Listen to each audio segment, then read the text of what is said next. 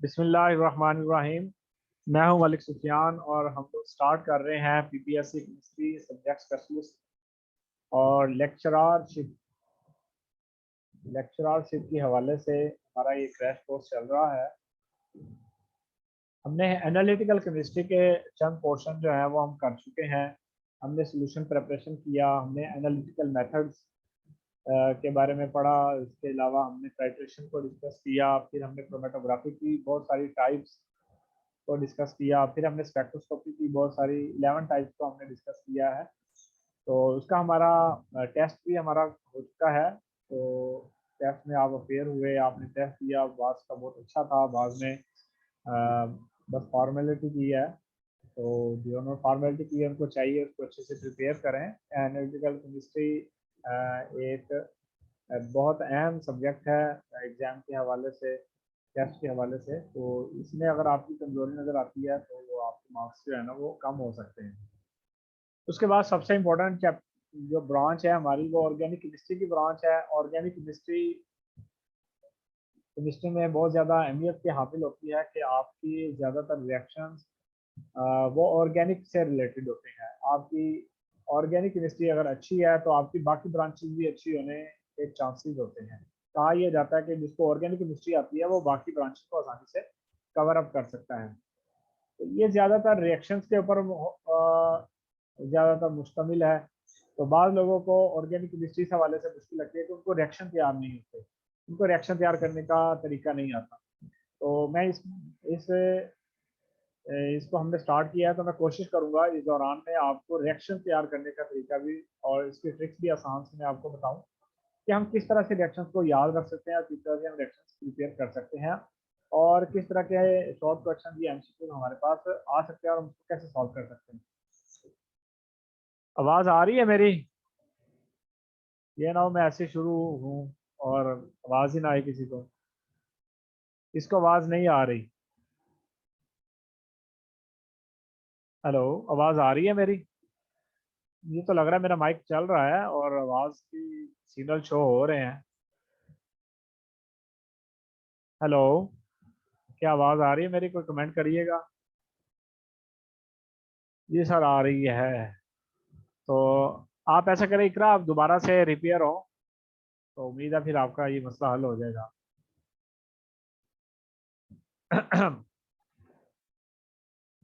ये भी network online का ना बड़ा ये इशू रहता है कि आवाज़ जो है ना वो अचानक आनी बंद हो जाती है, किसी को आती है। चलें, ये ओवरऑल प्रॉब्लम है ऑनलाइन के, अल्लाह करे ये हमारी ये प्रॉब्लम्स भी सॉल्व हो जाएं और हम आसानी से जो है ना अपनी क्लासेस को कंडक्ट कर सकें, ये वाले इश्यूज हमारे खड़े ना हो।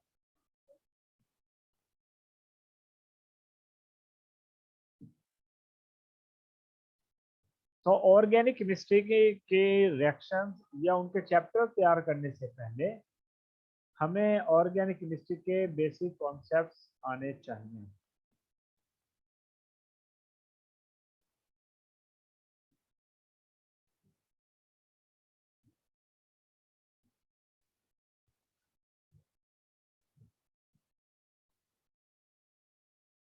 तो क्या हुआ है, ऑर्गेनिक केमिस्ट्री के बेसिक चैप्टर्स या ऑर्गेनिक केमिस्ट्री का बेसिक चैप्टर अगर आपको तैयार है तो आपको अगले रिएक्शंस की बेसिक रीजंस और उसके पीछे जो आर्ग्यूमेंट्स होते हैं वो आपको आसानी से पता चल जाते हैं।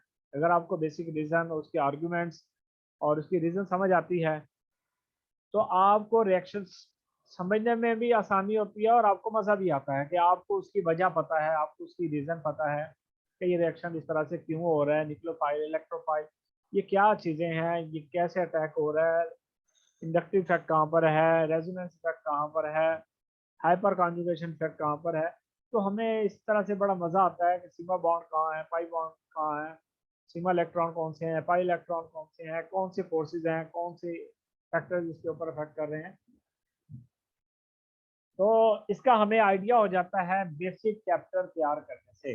असल में बेसिक चैप्टर एक कोई स्पेसिफिक चैप्टर नहीं है, ये सिर्फ ऑर्गेनिक केमिस्ट्री में जो डिफरेंट टर्म्स यूज होती हैं तो उसके बारे में जानने के लिए कि वो कौन सी टर्म्स आगे यूज होती हैं ताकि वो चैप्टर्स हमें पढ़ने इजी हो जाए, हमें रिएक्शन तैयार करने आसान हो जाए, उसके लिए अलग से चैप्टर आपके लिए बना दिया गया, वरना ये कोई चैप्टर नहीं था। ये जस्ट एक बेसिक टर्म्स हैं ऑर्गेनिक केमिस्ट्री में जो यूज होती हैं, ऑर्गेनिक रिएक्शंस में इस्तेमाल होती हैं बाद जगह पर, तो उसको समझाने के लिए बेसिक ये चैप्टर बनाया गया है।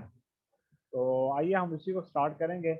उससे पहले मैं आपको ये बात बता दूं कि ऑर्गेनिक और इनऑर्गेनिक कंपाउंड्स में जो डिफरेंस पाया जाता है, जो हम उसमें डिफ्रेंशिएट करते हैं, वो क्या होता है, ताकि आपको ऑर्गेनिक केमिस्ट्री का भी थोड़ा सा आइडिया हो जाएगा।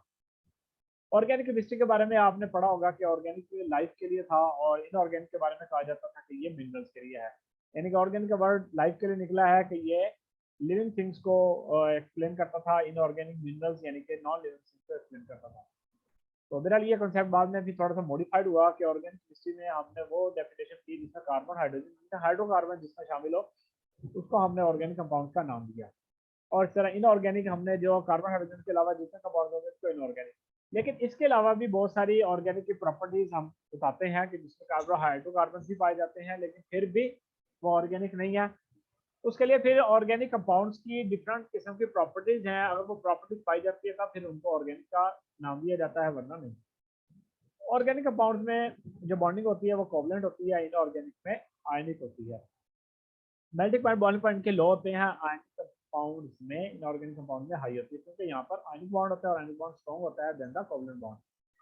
सॉल्युबिलिटी इन वाटर में इसकी लो होती है क्योंकि वो पोलर है, और ऑर्गेनिक नॉन पोलर होते हैं, इसलिए लाइक डिजॉल्व लाइक पे पूरा नहीं करते, इसलिए लो होती है। इसमें हाई होती है इनऑर्गेनिक कंपाउंड में, लाइक डिजॉल्व लाइक है, पोलर पोलैरिटी ज्यादा पाई जाती है इनऑर्गेनिक में।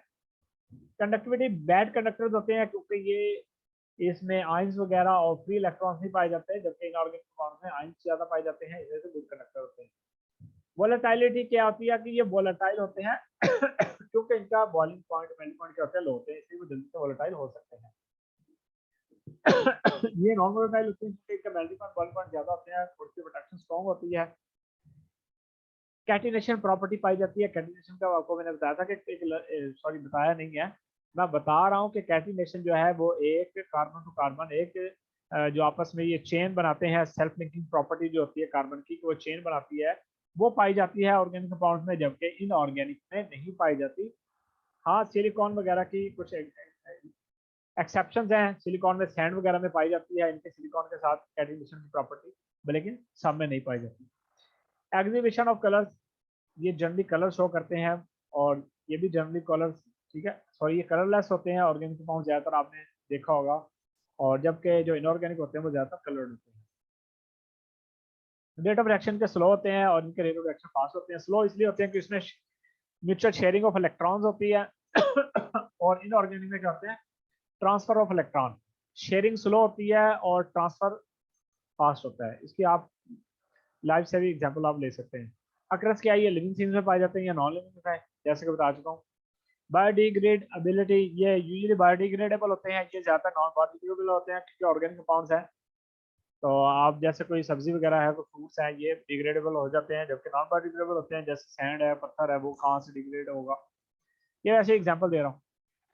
Enzymes, proteins, DNA, RNA, fuels इनकी एग्जांपल्स हैं। इसमें मेटल, नॉन मेटल, सॉल्ट्स वगैरह आ जाते हैं, ठीक है। इनऑर्गेनिक सॉल्ट्स आते हैं, मेटल नॉन मेटल आपको पता है।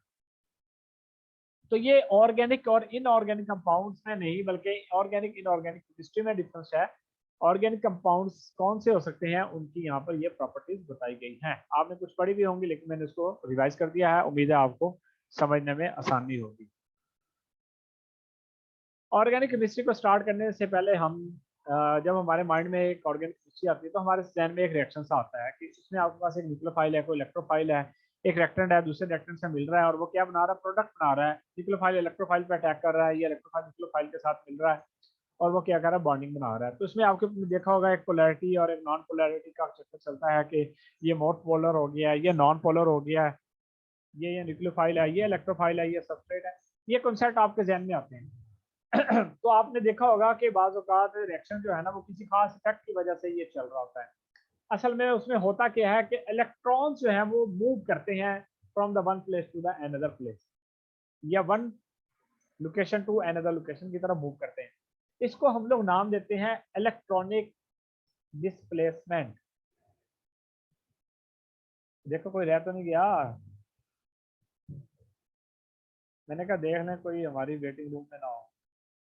तो इलेक्ट्रॉनिक डिस्प्लेसमेंट का नाम दिया जाता है movement of electron from the one place to the another place in a molecule is called electronic displacement. तो ये जो इलेक्ट्रॉनिक डिस्प्लेसमेंट होती है इन रिएक्शंस में या इन मॉलिक्यूल्स में, वो कहता है जी हमारे पास ये सर्टेन इफेक्ट्स हैं। वो सर्टेन इफेक्ट्स हमारे पास कौन कौन से हैं, वो कहते हैं एक परमानेंट है और एक हमारे पास क्या है, टेम्परेरी है।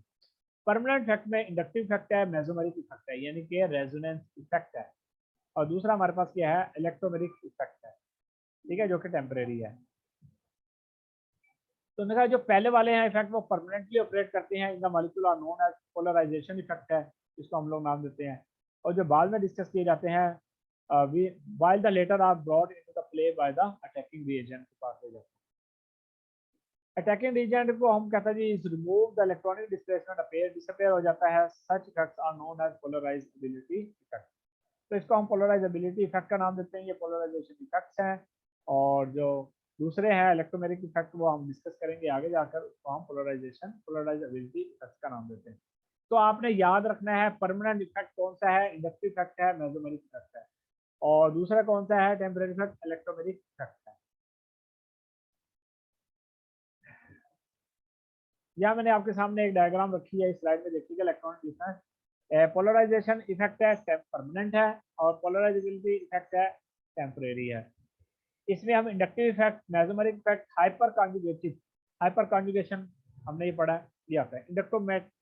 इंडक्ट्रोमेरिक इफेक्ट ये हम कम ही पढ़ते हैं। इलेक्ट्रोमेटिक इफेक्ट असल में हम ज्यादातर ये तीन इफेक्ट्स को डिस्कस करते हैं एफएससी में, या आपने बीएससी में मास्टर लेवल पर ये तीन इफेक्ट्स ही पढ़े हैं, ये हमने कम ही पढ़े हैं, इंडक्ट्रोमेट्रिक और इलेक्ट्रोमेटिक इफेक्ट, इसलिए हम इसको भी कम ही डिस्कस करेंगे। ये तीन है, ये ज्यादा इंपॉर्टेंट है, इनको हम ज्यादा डिस्कस करेंगे। आइए हम पहला स्टार्ट करते हैं कि इंडक्टिव इफेक्ट क्या होता है। इंडक्टिव इफेक्ट हमारे पास एक परमानेंट डिस्प्लेसमेंट है ऑफ इलेक्ट्रॉन की from the covalent bond toward the more electronegative element, और यानी कि इलेक्ट्रॉन जो आपके मूव करेंगे वो आपके ज्यादातर इलेक्ट्रोनेगेटिव एलिमेंट जो होगा उसकी तरफ मूव करेंगे। जैसे fluorine is a more electronegative element, और इलेक्ट्रॉन की जो मूवमेंट है टुवर्ड द फ्लोरीन होगी। तो इसको हम लोग नाम देते हैं इंडक्टिव इफेक्ट। इंडक्टिव इफेक्ट को हम रिप्रेजेंट करते हैं आई के साथ, और एरो के साथ हम इसके शो करते हैं कि यानी कि जिस तरफ एरो का हेड होगा उस तरफ क्या होगा कि ये मोर इलेक्ट्रोनेगेटिव एलिमेंट है या ग्रुप ऑफ एलिमेंट्स हैं जिसकी तरफ इलेक्ट्रॉन जो है ना जा रहे हैं। इसको हम दो टाइप्स में डिवाइड करते हैं, एक को हम इलेक्ट्रॉन विड्रॉइंग ग्रुप का नाम देते हैं, एक को हम इलेक्ट्रॉन रिलीजिंग ग्रुप का नाम देते हैं। इलेक्ट्रॉन विड्रॉइंग ग्रुप का मतलब ये होता है कि इलेक्ट्रोनेगेटिव एलिमेंट जो इलेक्ट्रॉन को अपनी तरफ खींचते हैं वो इलेक्ट्रॉन विड्रॉइंग ग्रुप होते हैं। जो इलेक्ट्रॉन रिलीजिंग ग्रुप होते हैं वो इलेक्ट्रॉन को डोनेट करते हैं टूवर्ड द अदर एटम। तो दो ही चीजें होती हैं, या तो कोई लेने वाला है या कोई देने वाला है। यहाँ मैंने एक एग्जांपल दिया कि आपके पास ये एक्स है, ये मोर इलेक्ट्रोनेगेटिव एलिमेंट है, और इलेक्ट्रॉन जो है वो आपके मूव कर रहे हैं टूवर्ड द इलेक्ट्रोनेगेटिव एलिमेंट। और जो यहाँ पर है आपने देखे यहाँ पर 4 पार्शियल चार्जेस है, यहाँ 3 है, यहाँ पर 2 है, यहाँ पर 1। तो जैसे जैसे इलेक्ट्रोनेगेटिव एलिमेंट के करीब जाएंगे आपके पास पार्शियल पॉजिटिव चार्ज डिक्रीज होता जाएगा, जैसे जैसे दूर जाएंगे पार्शियल पॉजिटिव चार्ज बढ़ता जाएगा। इसका मतलब ये होता है कि जहाँ पर पार्शियल पॉजिटिव चार्ज बढ़ रहा है वहाँ पर इलेक्ट्रॉन डेंसिटी जो है वो मिनिमम है, कम है, और जो इलेक्ट्रोनेगेटिव एलिमेंट है वहाँ पर इलेक्ट्रॉन डेंसिटी क्या है, ज्यादा हो रही है, और इस वजह से उसके ऊपर पार्शियल नेगेटिव चार्ज आ जाएगा। तो इसको हम लोग नाम देते हैं इंडक्टिव इफेक्ट का। अच्छा, ये जो मूवमेंट होती है इंडक्टिव इफेक्ट की वो ज्यादातर सिग्मा बॉन्ड्स की वजह से होती है। तो आपने याद रखना है कि ये जो मूवमेंट है इलेक्ट्रॉन्स की ये सिग्मा बॉन्ड की वजह से है, सिग्मा इलेक्ट्रॉन्स की वजह से है, ठीक है। तो ये उसकी कंडीशंस हैं कि दो एटम जो सिग्मा बॉन्ड बना रहे होंगे उनमें क्या होगा, ये इंडक्टिव इफेक्ट काम करेगा। No point bonds are involve भी होते हैं, मैग्नीट्यूड इंडक्टिव इफेक्ट डिक्रीज करता है while moving from the groups causing it. The permanent effect है, ठीक है, परमानेंट डाइपोल बनाएगा इन द मॉलिक्यूल, और इसमें हमारे पास inductive effect is relatively weak and overhead by the other electronic effects like the resonance effect, hyperconjugation।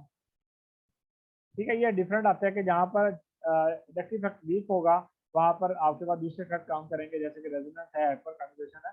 तो इस तरह का प्रोसीजर मौजूद होता है।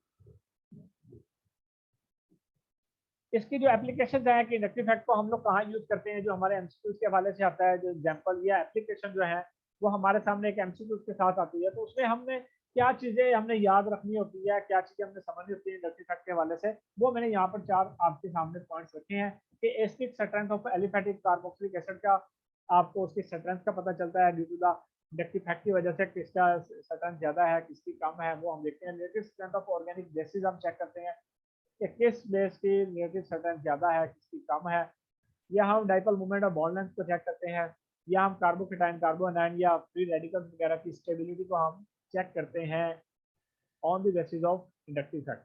आइए मैंने कुछ एग्जांपल रखी है आपके सामने, जिसको हम अगर देखेंगे तो हमें इंडक्टिव इफेक्ट जो है ना वो ज्यादा क्लियर हो जाएगा। यहाँ पर पहले मैंने इसके ग्रुप्स बनाए हैं कि इंडक्टिव इफेक्ट के जो 2 ग्रुप्स हैं, एक इलेक्ट्रॉन विद ड्राइंग ग्रुप है, एक electron with electron releasing group है। आपको ये याद भी रखने होते हैं कि किसकी ज्यादा पावर है और किसकी क्या है कम है। तो यहाँ पर मैंने लिखा है NH3 NO2 CN, SO3 है CHO CO COOH CO CI CONH2F Cl Br I OH OR NH2 C6 H5 और H। तो आपके पास सबसे ज्यादा NH3 की है, तो आपने क्या करना है इसको याद करना होता है। इसको याद करने के आप बड़े तरीके हैं, नहीं ठीक है NH से आप याद कर लो, नहीं नो CN सो को कुछ कोक, इस तरह से आप कोई से भी यानी कि ना एक आप इस तरह का कुछ सेंटेंस बना लें आपको जो आसान लगता है, तो आप उस तरह से क्या इसको याद रख सकते हैं। जैसे कि मैं आपको बताने की कोशिश कर रहा हूँ कि आप कोई सा भी एक तरतीब से या बेतरतीब से जुमला बना के इसको याद रख लें कि इंडक्टिव इफेक्ट की प्रायोरिटी बेसिस या स्ट्रेंथ आपको कैसे याद हो सकती है कि किसकी ज़्यादा स्ट्रेंथ है, तो वो आप इसको कैसे याद रख सकते हैं। इसी तरह इलेक्ट्रॉन रिलीजिंग ग्रुप है CH3 CH2 CH3 CH2 CH3 CH3, ये तो आसानी से याद हो जाती है कि जिसके साथ मिथाइल ग्रुप ज्यादा होंगे उसकी ज्यादा होगी, और जो जिसके पास मिथाइल ग्रुप कम होंगे उसकी क्या जी लेसर होगा देन द 3 से। तो ये आपने याद रख लेने हैं। तो हम इसकी अब एग्जाम्पल देखेंगे कि किस तरह से इंडक्टिव इफेक्ट जो है वो हमें स्टेबिलिटी ऑफ अदर एलिमेंट्स या कार्बोकेटाइन को समझाने में हमारी हेल्प करता है। यहाँ पर देखिएगा मैंने कार्बोकेटाइन बनाया है, टर्शियरी कार्बोकेटाइन है, सेकेंडरी है, प्राइमरी और मिथाइल है। इसमें ये बताया गया है कि tertiary carbocation is the more stable than the other. ठीक है 2 1 ये उसका आपने आपके सामने ऑर्डर आ भी रहा है, तो आप इसको कैसे बता सकते हैं कि ये कार्बोकेटाइन कैसे स्टेबल है। अच्छा आप देखिएगा कि 3 इलेक्ट्रॉन रिलीजिंग ग्रुप है, 3 इलेक्ट्रॉन रिलीजिंग ग्रुप ये है, इसका मतलब ये है कि ये तीनों क्या है, किस कार्बन को क्या प्रोवाइड कर रहे हैं, इलेक्ट्रॉन डोनेट कर रहे हैं। तो तीनों इलेक्ट्रॉन दे रहे हैं कार्बन को, न्यूक्लियोफाइल को, ये जो हमारे पास यहाँ पे पॉजिटिव चार्ज है इसको इलेक्ट्रोफाइल दे रहे हैं। तो ये क्या करता है कि इलेक्ट्रॉन की डेंसिटी जो है इस कार्बन के ऊपर क्या हो जाएगी, बढ़ जाएगी। तीनों तरफ से इलेक्ट्रॉन्स आएंगे, इलेक्ट्रॉन की डेंसिटी बढ़ जाएगी, इलेक्ट्रॉन डेंसिटी बढ़ने की वजह से पार्शियल पॉजिटिव चार्ज जो है ना वो थोड़ा सा वीक हो जाएगा, तो ये इसका ऊपर अटैक करना वो क्या हो जाएगा, मुश्किल हो जाएगा, और ये ज्यादा देर तक स्टेबल रहेगा। बड़े सिंपल आप ये देखेंगे यहाँ इलेक्ट्रॉन डेंसिटी कम होगी तो इसके ऊपर अटैक जो है वो आसान हो जाएगा, इसलिए ये लेस स्टेबल होगा देन द टर्शियरी कार्बोकेटाइन। तो आप ये अब किसकी वजह से है, due to the positive inductive effect tertiary carbocation is a more stable than the methyl या प्राइमरी या सेकेंडरी। तो इस तरह से आप इस ऑर्डर को समझ सकते हैं, आप इसको याद रख सकते हैं। स्टेबिलिटी ऑफ फ्री रेडिकल, इसमें भी वही फिनोमिना है कि due to the positive inductive effect tertiary carbo, ठीक है टर्शियरी का जो फ्री रेडिकल है वो ज्यादा स्टेबल होगा देन द अदर्स। इसी तरह स्टेबिलिटी ऑफ कार्बो एनाइन में भी आप यही एग्जांपल दे सकते हैं, इसमें उल्ट है। उल्ट क्या है कि कार्बो एनाइन है, अब यहाँ पर जिसके ऊपर पॉजिटिव इंडक्टिव इफेक्ट ज्यादा होगा वो लेस स्टेबल होगा, क्योंकि वो पहले से ही इलेक्ट्रॉन डेंसिटी उसके ऊपर ज्यादा आ गई है, कार्बन के ऊपर ज्यादा आ जाएगी, तो वो न्यूक्लियोफाइल बन जाएगा। न्यूक्लियोफाइल फिर आसानी के साथ क्या जी रिएक्ट कर सकता है किसी भी इलेक्ट्रोफाइल के ऊपर, क्योंकि इसके ऊपर इलेक्ट्रॉन डेंसिटी इस थर्ड पे क्या हो जाएगी, ज्यादा हो जाएगी, इसलिए ये लेस स्टेबल होगा, आसानी के साथ रिएक्ट कर देगा दूसरे के साथ। जबकि ये क्या होगा, ज्यादा स्टेबल होगा, क्योंकि यहाँ पर इलेक्ट्रॉन डेंसिटी क्या होगी, वो कम होगी, और इसके ऊपर रिएक्ट करना मुश्किल होगा। तो ये स्टेबिलिटी ऑफ कार्बो एनाइन है।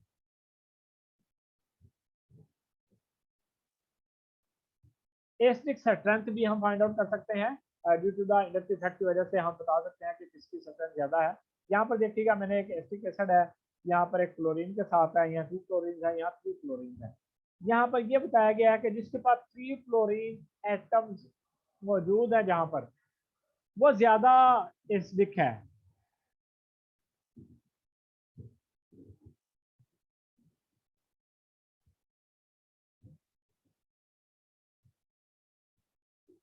रेडिकल का एक मिनट,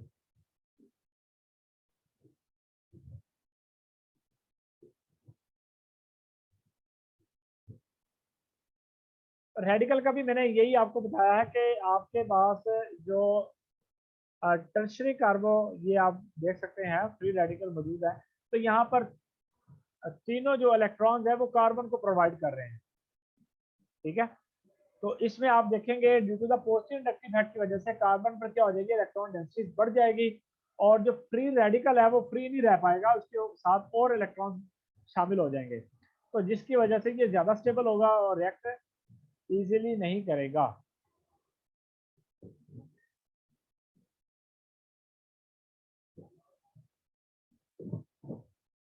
ठीक है, ठीक है ना। अगर एक अकेला रेडिकल है वो रेडिकल आसानी से साथ रिएक्ट कर सकता है, लेकिन अगर इलेक्ट्रॉन डेंसिटी उसके पास और आ जाएगी तो वो फ्री नहीं रह पाएगा, तो उसके साथ और कॉम्बिनेशन इलेक्ट्रॉन्स की आ जाएंगी जिसकी वजह से वो आसानी के साथ रिएक्ट नहीं करेगा।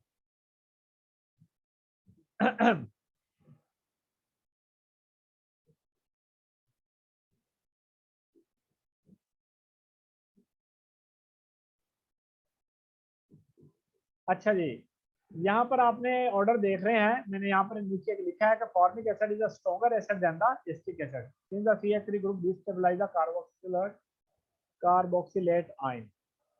हाँ जी, इसमें फॉर्मिक एसिड जो है वो स्ट्रॉन्गर एसिड क्यों होगा, क्योंकि फॉर्मिक एसिड अपना प्रोटॉन जो है, आपने एसिड की डेफिनेशन पढ़ी होगी, एसिड आपको कहते हैं प्रोटॉन डोनर को, तो वो फॉर्मिक एसिड में इलेक्ट्रॉन डेंसिटी O के साथ क्या होती है, कम होती है, तो वो हाइड्रोजन को और OH की बॉन्डिंग उनकी वीक होगी, तो वो आसानी के साथ अपना प्रोटॉन डोनेट कर सकता है, that why is the formic acid is the stronger acid.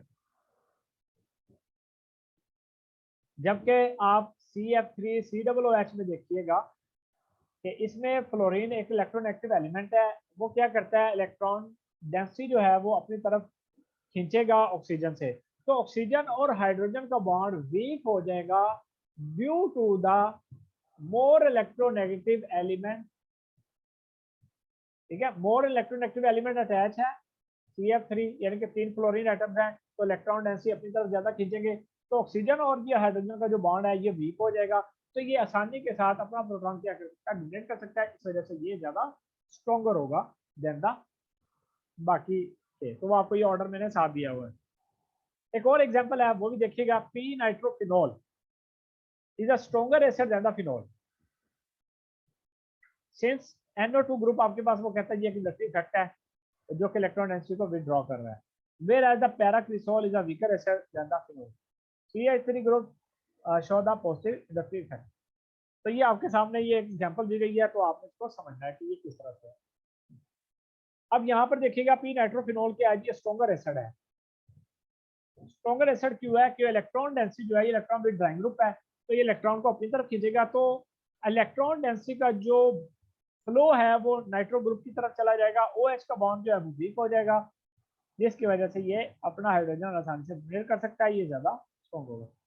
फिर इसी तरह OH है, यहाँ पर CH3 ये वाला सबसे वीक क्यों होगा, क्योंकि ये एक इंडक्टिव इफेक्ट है, पॉजिटिव इंडक्टिव इफेक्ट है, ये अपने इलेक्ट्रॉन डोनेट करेगा OH की तरफ, तो इलेक्ट्रॉन का जो फ्लो है वो CH3 से निकलकर OH की तरफ जाएगा, इलेक्ट्रॉन डेंसिटी O की तरफ ज्यादा हो जाएगी, जिसकी वजह से OH का बॉन्ड ज्यादा स्ट्रॉन्ग हो जाएगा, हाइड्रोजन को वो ज्यादा फोर्सेस ऑफ अट्रैक्शन से खींचेगा, जिसकी वजह से बॉन्ड स्ट्रॉन्ग होगा और वो प्रोटॉन आसानी से डोनेट नहीं कर सकेगा, इसलिए वो वीक एसिड होगा। तो उम्मीद है ये आपको समझ आ गई होगी पी नाइट्रोफिनॉल के stronger acid than the phenol क्यों है, वो इस वजह से है।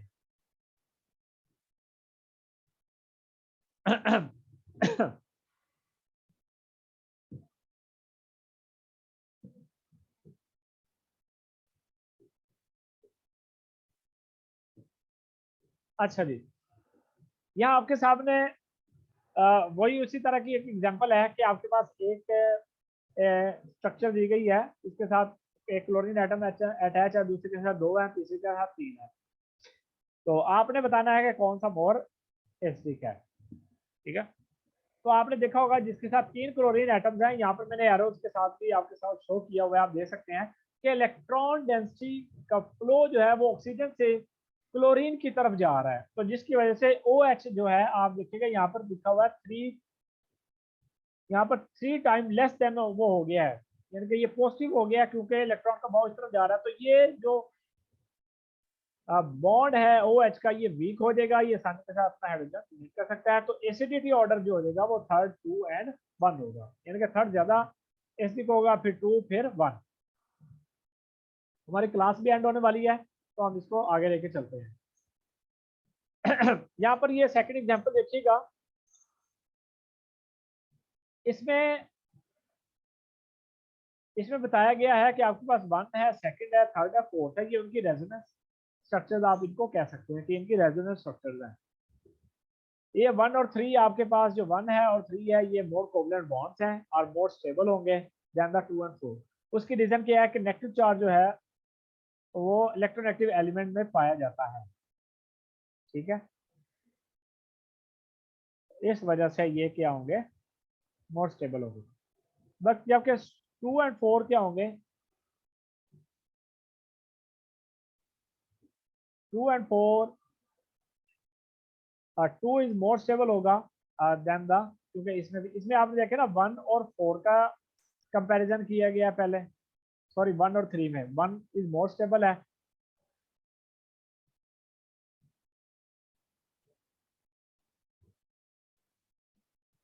तो ये सारे रेजोनेंस स्ट्रक्चर हैं कि आपके पास जो है ना इलेक्ट्रॉन मूव करके जो है ना वो एक एक को दूसरी तरफ ट्रांसफर करके ये रेजोनेंस स्ट्रक्चर्स बनाई गई हैं।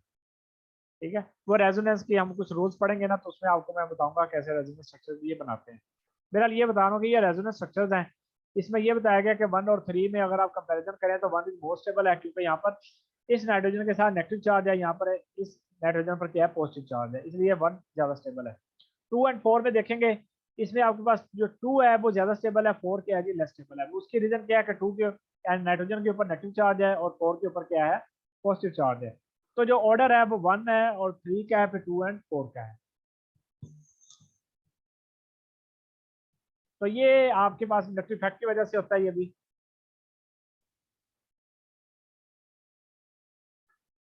यहाँ पर देखिएगा, यहाँ पर ABCDE के साथ आपको Ka की वैल्यू दी गई है और CH3 MEOCl और ONO2 और ये साथ अटैच है।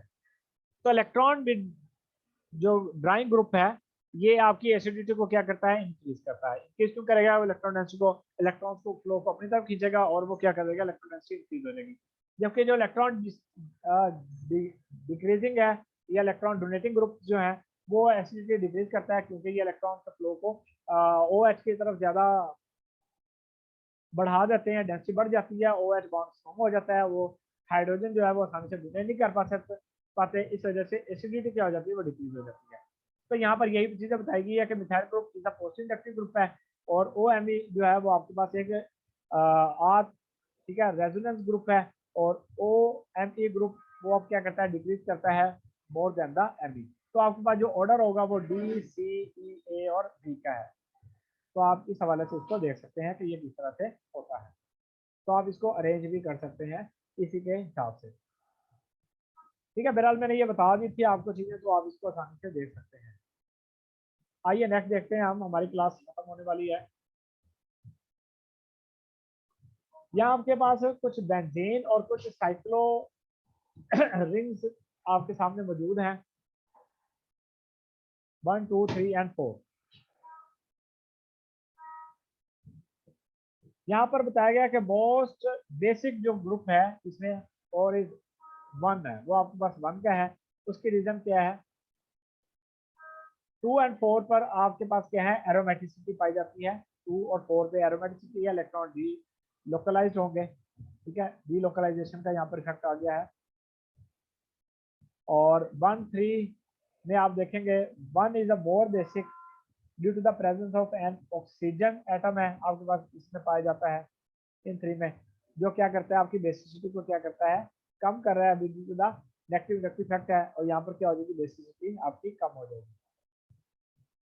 बेसिसिटी की आपको डेफिनेशन का पता होगा, जो इलेक्ट्रॉन्स को जो क्या करते हैं, एक्सेप्ट करते हैं, उसको हम लोग नाम देते थे बेसिस। जो इलेक्ट्रॉन को डोनेट करते थे इलेक्ट्रॉन पेयर को, उसको हम लोग नाम देते थे बेसिस का।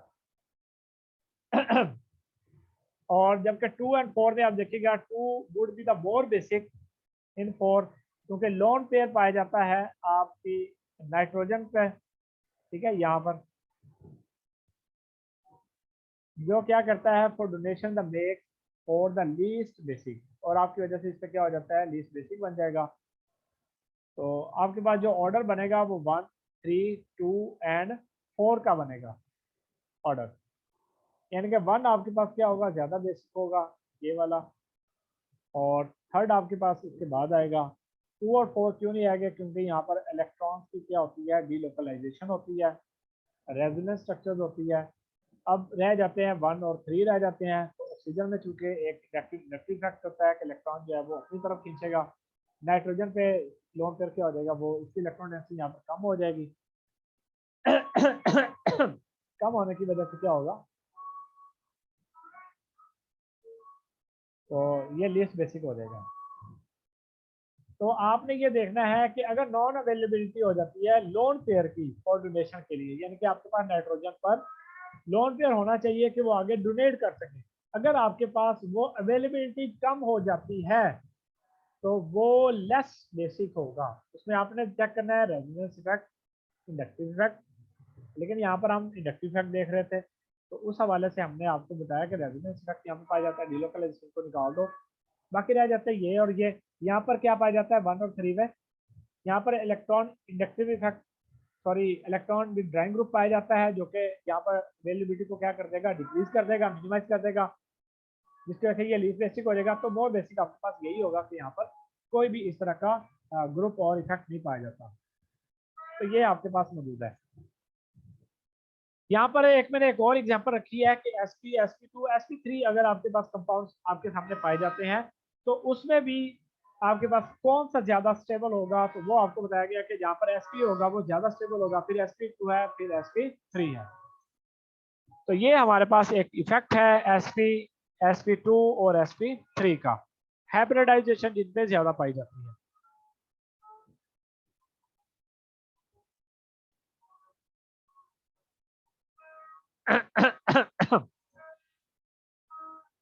नेक्स्ट यहाँ पे देखिएगा आपके पास 4 स्ट्रक्चर दी गई है, 1 और 2 ज्यादा स्टेबल है। क्यों स्टेबल है, क्योंकि इन दोनों में आप देखेंगे दोनों में इंटरमॉलिक्यूलर हाइड्रोजन बॉन्डिंग हो सकती है, जिसकी वजह से ये ज्यादा स्टेबल है। मेटा और पैरा में मेटा जो है वो ज्यादा एसिडिक होगा। क्यों होगा, due to the inductive inductive effect पाया जाता है, ठीक है, और वो ज्यादा करीब में है। तो ये आपके पास फिर जो इफेक्ट बनेगा वो 1, 2 एंड 3 एंड 4, ठीक है, ज्यादा स्टेबल है। 1 और 2 क्यों आ जाएंगे, इसमें मेन इफेक्ट हम बता रहे हैं कि इंटरमॉलिक्यूलर हाइड्रोजन बॉन्डिंग पाई जाती है। फिर इसके बाद थर्ड आ जाएगा क्योंकि इसमें एक्टिव इफेक्ट है, और फिर 4 आ जाएगा आपके पास लास्ट में।